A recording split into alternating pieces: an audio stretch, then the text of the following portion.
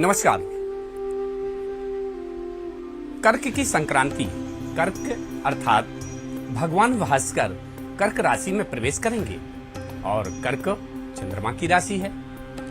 चंद्रमा और सूर्य की जो स्थितियां होती हैं वो थोड़ा सा विपरीत मानी गई हैं। ऐसे में श्रावण महीने में कर्क की संक्रांति का बहुत ही अधिक महत्व है।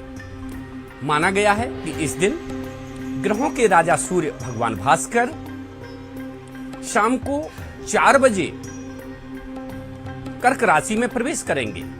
ये चंद्रमा की राशि है, अर्थात सूर्य चंद्रमा के घर में जाएंगे। ऐसे में देखा जाए तो ये समय श्रावण के समय पर चूंकि ये स्थितियां बन रही हैं, तो ये समय विशेष तौर पर कई गुना फल देने वाला है। इस समय पर की गई पूजा अर्चना से दाम्पत्य सुख में वृद्धि होती है। खास तौर पर चूंकि चंद्र और सूर्य की जो स्थितियां हैं वो दोनों की अनुकूलता वाली स्थितियां नहीं होती हैं।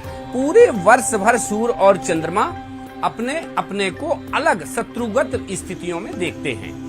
ऐसी स्थितियों में अगर देखा जाए तो सूर्य स्वयं चंद्रमा के घर प्रवेश कर रहे हैं, तो ये ऐसा समय है कि इस समय पर जो की गई पूजा अर्चना से दाम्पत्य सुख की कड़वाहट दूर होती है। अगर पति पत्नी के बीच में किसी भी प्रकार का लड़ाई झगड़ा हो या अन्य किसी भी प्रकार की वैचारिक मतभेद बने हों, तो सूर्य की पूजा कर्क संक्रांति में करने का विधान बताया गया है। अब जो ये कर्क संक्रांति है ये ध्वांशी नामक संक्रांति है और इस दिन से सूर्य दक्षिणायन हो जाते हैं।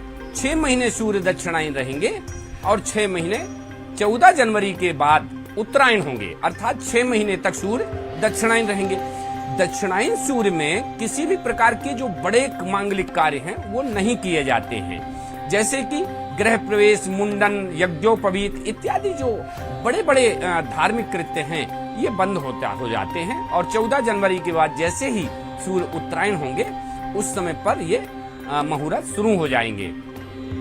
अन्य स्थितियों की अगर हम बात करें तो इस दिन त्रिग्रही योग बना हुआ है। आप देखिए, सूर्य की संक्रांति जब हो रही है तो इस दिन त्रिग्रही योग का बनना, अर्थात त्रिग्रही योग कैसे, तिपर्वी योग। इस दिन हरियाली अमावस्या का भी संयोग है। ये साथ ही सोमवती अमावस्या का व्रत भी है, श्रावण सोमवार भी है और कर्क की संक्रांति का भी पर्व है। तो ये व्रत, पर्व और त्योहार ये तीनों की श्रेणी में आ रहा है। तो इस दिन भगवान भास्कर 17 तारीख को देखा जाए तो कर्क राशि में प्रवेश कर रहे हैं। ध्वांशी नामक संक्रांति का उदय होगा। जब भगवान भास्कर सूर्यदेव कर्क राशि में पहुंचेंगे तो ध्वांशी नामक संक्रांति का उदय होगा। ये अर्ध सुस्त अवस्था में, अर्थात सोती हुई अवस्था में, अर्ध सोती हुई अवस्था में, और मिट्टी का जो पात्र है उसमें भोजन करती हुई, मिट्टी के पात्र में भोजन करती हुई, हाथ में तलवार लिए हुए ये बैठी हुई अवस्था में प्रवेश कर रही है। तो अगर ये संक्रांति का स्वरूप अपन मान लें जो शास्त्रों में दिया हुआ है कि ये तलवार लिए हुए सोती अवस्था में है, तो इसके जो प्रभाव हैं, इसके प्रभाव से जो अन्नादि हैं, अन्न के भाव, अनाज के भाव, इसमें मंदी आ सकती है। और लेकिन ये चूंकि ध्वांशी नामक संक्रांति है तो ये जनधन की हानि भी करा सकती है। कहीं ना कहीं ज्यादा किसी न किसी प्रकार की प्राकृतिक प्रकोप या प्राकृतिक घटनाओं से जनधन की हानि हो सकती है। साथ ही इसमें ये जो ध्वांशी नामक संक्रांति है ये शिशुओं में रोग पैदा करती है। तो शिशुओं में रोग और पशुओं में संक्रमण, ये इस संक्रांति का प्रभाव है।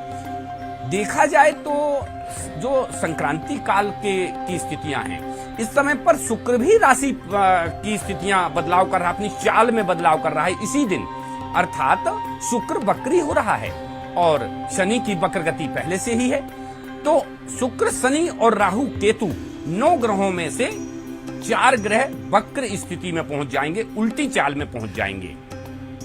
स्थिति ये बनती है कि जब भी वक्री ग्रहों की संख्या बढ़ जाती है तो थोड़ा सा जो उन्नति है, प्रगति है देश दुनिया की रुक जाती है। कहीं ना कहीं कोई बड़ी स्थितियां, बड़ी घटनाएं, दुर्घटनाएं निवास करने लगती हैं उस प्रदेश में, देश में। देखा जाए तो अन्य स्थितियां संक्रांति के हिसाब से, चूंकि कर्क की संक्रांति ये मौसम में भी बदलाव कर देती है। अनेक प्रकार के जो ऋतु परिवर्तन हैं ये हमारे संक्रांति काल से होते हैं। जब भी संक्रांतियां होती हैं तो ऋतुओं में परिवर्तन करती हैं। ऐसे में संक्रांति का जो प्रभाव है, उस संक्रांति के प्रभाव के बाद जो ग्रह गोचरी स्थिति बनी है उसके अनुसार हमारी जो राशियों की व्यवस्था है उसमें भी बदलाव होगा। क्योंकि वर्तमान समय पर कर्क और वृश्चिक राशि के ऊपर 7.5 शनि का प्रभाव वक्र गति से चल रहा है। इधर मकर, कुंभ और मीन राशि वालों को 7.5 का प्रभाव है और कर्क और वृश्चिक राशि वालों को 2.5 का प्रभाव वक्र गति से चल रहा है। तो ऐसी स्थिति में हम ये मान के चलें कि इन राशियों को थोड़ा सा कर्क की संक्रांति परेशानी से छुटकारा दे सकती है, क्योंकि सूर्य का जो प्रभाव है ये चंद्रमा के ऊपर आएगा। तो मन मस्तिष्क में जो आपके प्रभाव हैं वो उन्नति और पदोन्नति, अगर आपका कोई प्रमोशन रुका हुआ है तो इस समय पर अगर आप सूर्य की संक्रांति में भगवान सूर्य को अगर पूजा करते हैं तो निश्चित तौर पर वो किसी भी प्रकार का अवरोध है, पद प्रतिष्ठा और प्रमोशन में अगर कोई अवरोध है, शादी विवाह मांगलिक कृत्य में अगर अवरोध है, तो निश्चित तौर पर सूर्य की संक्रांति के प्रभाव से और आपके द्वारा उस समय पर सूर्य को जल देने की प्रक्रिया से ये जो तो आपके जो दोष हैं ये नष्ट हो जाएंगे। अब सूर्य पूजा कैसे करें? सूर्य पूजा के लिए पूर्वाभिमुख होकर के प्रातः काल जब सूर्य ललामी लिए हो और आपके सर के ऊपर आ चुका हो, अर्थात सर की जो स्थितियां हो, आपको सूर्य को नीचे करके नहीं देखना है, सूर्य को ऊपर देखना है। अर्थात ललामी लिए सूर्य ना हो, थोड़ा सा वो सफेद कलर का हो गया हो, अर्थात उसमें चमकीलापन आ गया हो, उस समय पर उगने के 10 मिनट बाद सूर्य को अर्घ देना चाहिए। अर्थात जब सूर्य परिपक्व हो गया हो, जब उसमें पूर्ण रश्मियां आ गई हो, पूर्ण ऊर्जा आप में प्राप्त हो रही हो, तो ऐसे समय पर सूर्य भगवान को अर्घ दें। उस समय पर आप पूर्व अवस्था में मुंह करके आप खड़े हो जाएं। तांबे के पात्र में आप गंगा जल, शुद्ध जल इत्यादि आप रख लें और उस पात्र में सूर्य के लिए, भगवान के लिए हल्दी, चावल, कुमकुम, दूर्वा, अक्षत, फूल इत्यादि उसी में आप कलश में, जो ताम्र का कलश हो, तांबे का लोटा हो, उसमें आप जो है तो रख लीजिए। दोनों हाथ से लोटे लेकर के और भगवान सूर्य को प्रातः 1 महीने तक, कर्क की संक्रांति जब तक होगी 1 महीने तक आप हाथ में लोटा लेकर के और ओम घृणी सूर्याय नमः, ओम घृणी सूर्याय नमः, ओम घृणी सूर्याय नमः। अगर आप घृणी नहीं बोल सकते हैं, ओम सूर्याय नमः, ओम सूर्याय नमः, ओम सूर्याय नमः, ऐसे आप जाप करके और सीधे भगवान को अर्घ दे सकते हैं। अर्घ के नीचे देखना है कि किसी भी प्रकार का कोई गंदगी ना हो या कोई अच्छा स्थान हो, शुद्ध पवित्र स्थान हो। नदी का अगर स्थान है, जिस समय पर आप नदी में हैं उसी समय आप पवित्र नदी में करके संक्रांति स्नान कर रहे हैं, वैसे पवित्र नदियों, जलाशयों में, तीर्थ स्थानों में स्नान करके अर्घ देने का भी विधान है कि उस समय आप स्नान करें और भगवान सूर्य को अर्घ दें। क्योंकि इस समय पर भगवान सूर्य चंद्रमा की राशि में शीतलता प्रदान करने वाले होते हैं। भगवान भास्कर के जो सभी प्रकार के, चूंकि क्रोध, सभी प्रकार का उनका तेज, ये चंद्रमा के घर आने से थोड़ा सा कमजोर हो जाता है। तो ऐसे में व्यक्ति को क्रोध भी नहीं आता, उसकी मानसिक स्थिति भी अच्छी बनी रहती है। तो हमको ये सब पूजा पाठ कर्क की संक्रांति में करना चाहिए। और जब भी हम कर्क की संक्रांति में इस प्रकार के पूजा पाठ या सूर्य भगवान की उपासना करते हैं तो उससे हजारों गुना फल मिलता है। और यह संक्रांति इसलिए भी विशेष है कि इस समय त्रिव्यापनी योग बना है, अर्थात हरियाली अमावस्या का योग, साथ ही आपकी कर्क संक्रांति का योग और श्रावण सोमवार का योग भी इसी दिन बना हुआ है। तो ऐसे में अगर देखा जाए तो ये विशेष तौर पर आपके लिए लाभ प्रदान करने वाला ही योग है। अब चूंकि जब कोई भी ग्रह बदलता है, कोई भी किसी भी प्रकार की जो ग्रहों की स्थितियों में बदलाव, चाल में बदलाव होते हैं, तो उसका राशियों पर भी प्रभाव पड़ता है। तो संक्षिप्त में अब हम राशियों के बारे में भी जान लेते हैं। पहली राशि की बात करें, मेष राशि। तो अगर देखा जाए तो मेष राशि के लिए जो ग्रह की स्थिति है, इसमें ये मेष राशि वालों के जो स्वामी हैं वो मंगल हैं और मंगल की जो स्थितियां हैं उस ग्रह स्थिति के अनुसार ये थोड़ा सा मतभेद बढ़ाने वाली हैं। और इस समय पर मेहमानों का आगमन भी आपके यहाँ हो सकता है और पारिवारिक मतभेद तो बढ़ ही सकता है। और ऐसे में आप मंगलवार के दिन पीपल के पेड़ में अगर आप जल अर्पण करें और सूर्य देवता को जल अर्पण करें तो निश्चित तौर पर आपको इस संक्रांति का फल प्राप्त होगा और ये जो प्रभाव हैं ये आपके कुप्रभाव से आपको मुक्ति मिलेगी। दूसरी राशि के बारे में चर्चा करते हैं। दूसरी राशि वृष राशि। वृष राशि के संबंध में शास्त्र कहते हैं कि वृष राशि से संबंधित जब भी ये जुलाई के जो ग्रह हैं, संक्रांति काल के ग्रह हैं, ये वृष राशि वालों को प्रॉपर्टी से लाभ दे रहे हैं। अर्थात आपकी अगर कोई प्रॉपर्टी है जो बिच नहीं रही है तो उससे आपको अच्छी कीमत में वो बिचने के योग संयोग बन रहे हैं, या आप कोई प्रॉपर्टी खरीदते हैं तो उसमें भी आपको लाभ की स्थितियां बन रही हैं। तो प्रॉपर्टी से लाभ की स्थितियां बनेंगी, लेकिन थोड़ा सा रोग की स्थितियां बन रही हैं। परिवार में कोई ना कोई बीमारी हो सकता है, किसी को रोग बाधाएं ग्रसित कर सकती हैं, तो ऐसे में इस चीज से सावधान रहें। साथ ही पुत्र से सुख, पुत्र की उन्नति, और अगर पुत्र का कोई पद प्रतिष्ठा प्रमोशन रुका हुआ है, नौकरी रुकी हुई है, उसके अध्ययन में अनुकूलता नहीं है, तो अध्ययन में भी अनुकूलता प्राप्त होगी। आप जो है तो देखा जाए तो सोमवार के दिन या शुक्रवार के दिन पीपल के पेड़ में दिया अवश्य जलाएं, या पीपल के पेड़ में सुबह टाइम जल अवश्य अर्पण करें। इससे आपके जो अनिष्ट हैं वो दूर हो जाएंगे। तीसरी राशि की चर्चा कर लेते हैं। ये मिथुन राशि है।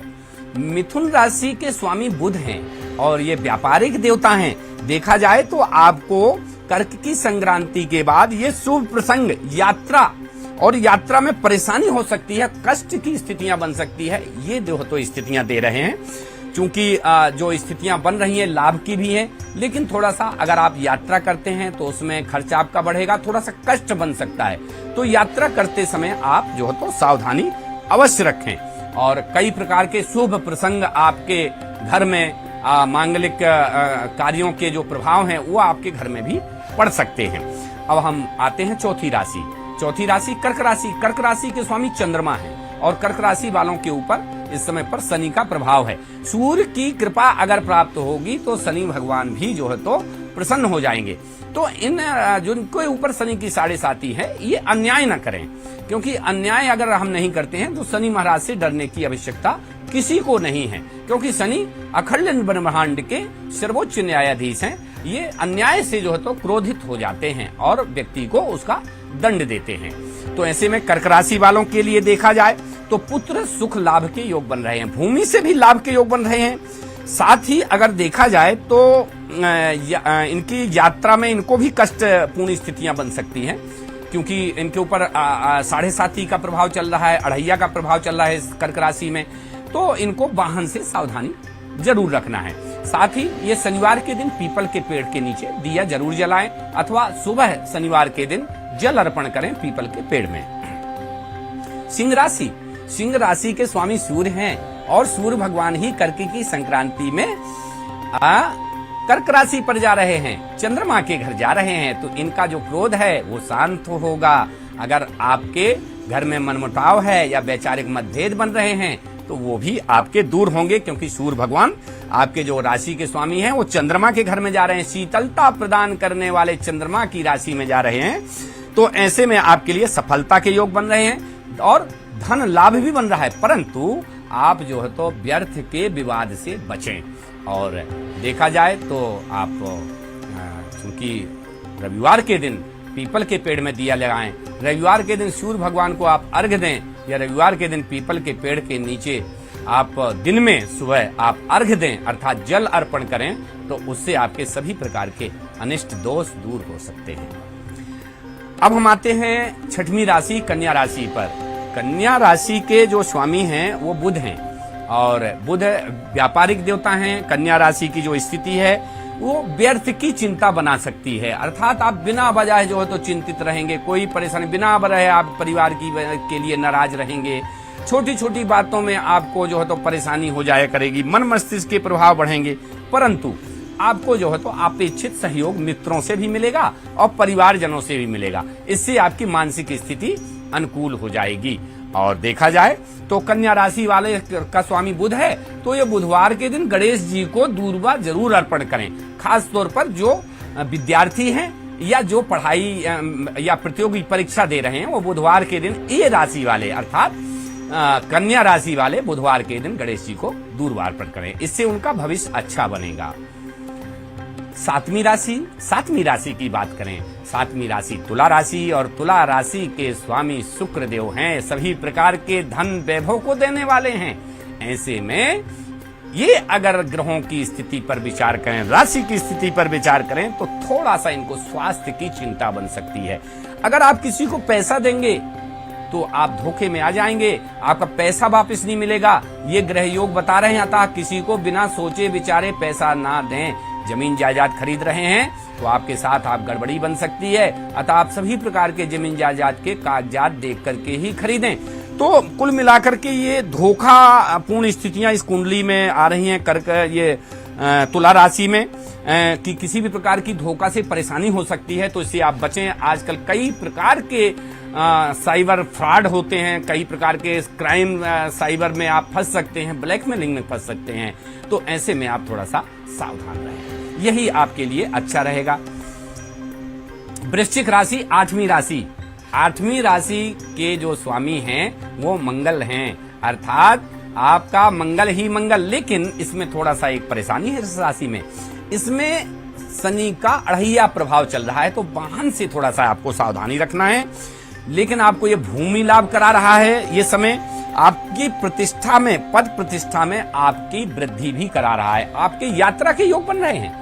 अगर आप कोई छोटी मोटी यात्रा करते हैं, दूर देश की यात्रा करते हैं, तो निश्चित तौर पर वो यात्रा आपकी सफल होगी और आपको उस यात्रा से संतुष्टि भी होगी, साथ ही आपको लाभ भी होगा। भूमि से लाभ होगा आपका। अगर रुका हुआ पद प्रतिष्ठा प्रमोशन है तो निश्चित तौर पर रुके हुए कार्य आपके पूर्ण होंगे।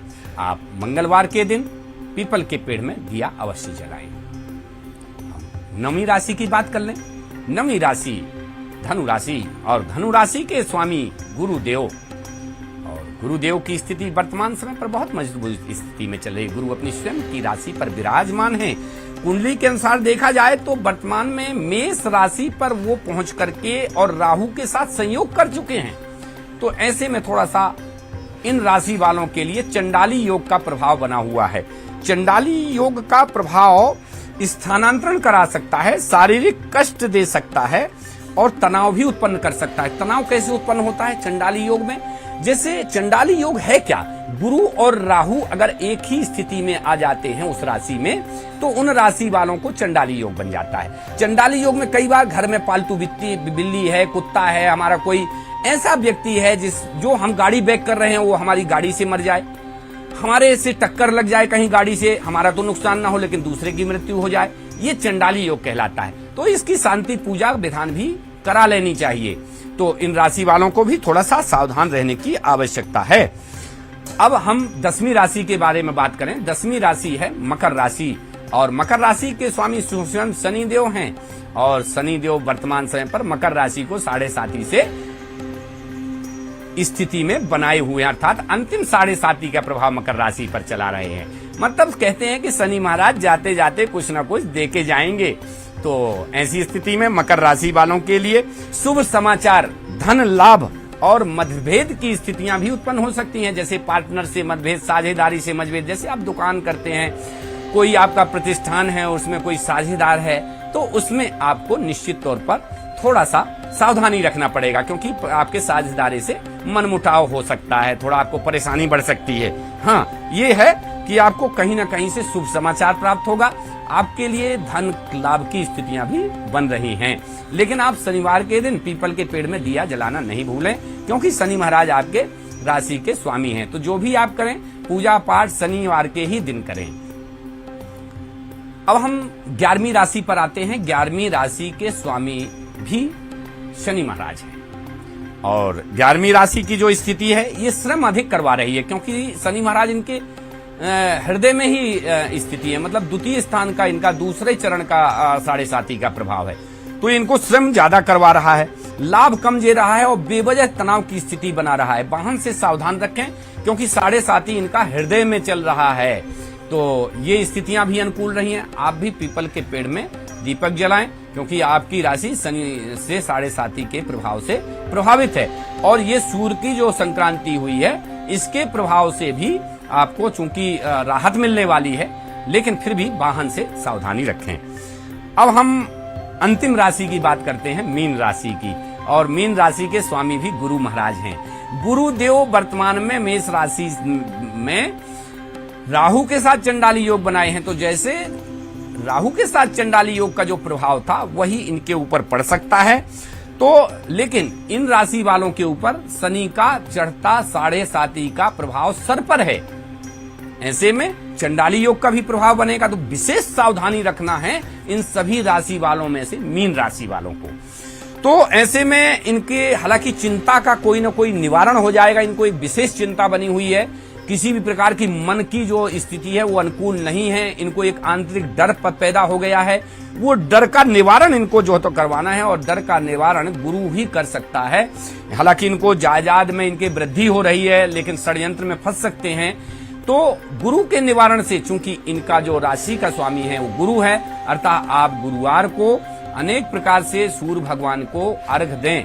साथ ही आप गुरुवार के दिन पीपल के पेड़ में भी सुबह जल दें, और शाम के समय सूर्यास्त के बाद गोधूली बेला में पीपल के पेड़ में दीपक जलाएं। ध्यान रहे कि जिन लोगों को 7.5 और 2.5 शनि का प्रभाव है, वो पीपल के पेड़ में दीपक शाम के समय शनिवार को अवश्य लगाएं प्रदोष काल में। और दीपक का जो तेल हो वो तेल हो जो आप अपने सब घर में खाते हैं, अर्थात आपके शरीर में जाता है। तो इस प्रकार से ये 12 राशियों का शुभाशुभ प्रभाव हमने आपको बताया। और इसी प्रकार की रोचक जानकारियां हम समय समय पर इसी टीवी चैनल के माध्यम से